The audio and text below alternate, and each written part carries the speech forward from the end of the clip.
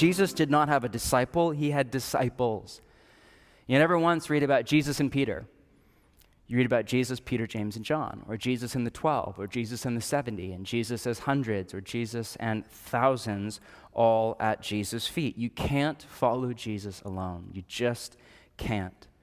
You can't separate your discipleship to Jesus from involvement in a community, specifically in the church, because the two go together. To borrow from another metaphor, in the New Testament there are two dominant metaphors for what it means to be the people of God.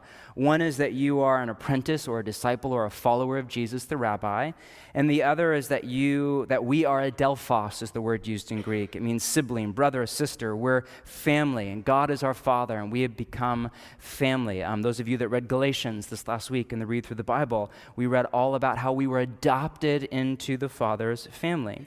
I think about my daughter, who I don't call my adopted daughter, but she's black and she did not come from me. She's from Uganda. And I think about her when she was adopted into my family. At the same moment she became my daughter, she became Jude and Moses' sister, which was kind of a bummer for her. But, no, I'm kidding. They are great older brothers. And she can't separate her relationship with me from her relationship to Jude and Moses and Tammy and Grandma and Grandpa and Aunt and Uncle and our community. It's all wrapped up together because we're family.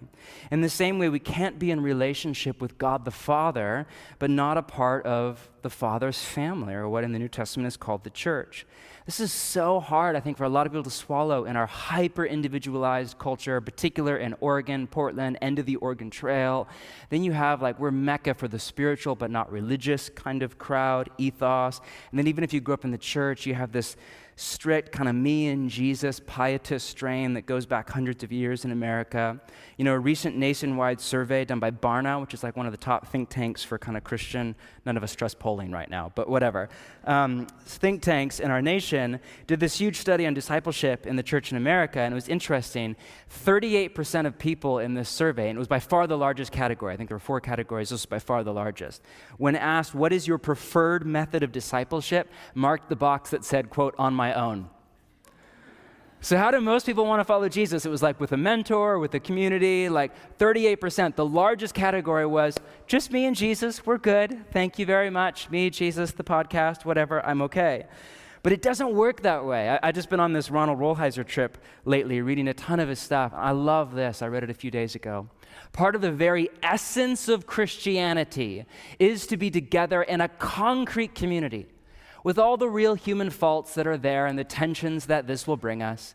Spirituality for a Christian can never be an individualistic quest, the pursuit of God outside of community, family, and church.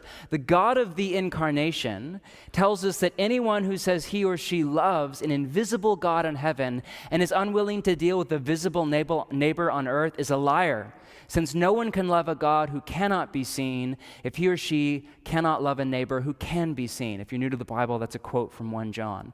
Hence, a Christian spirituality is always as much about dealing with each other as it is about dealing with God. I hate that last line, but it's so true. A Christian spirituality is always as much about dealing with each other as it is about dealing with God.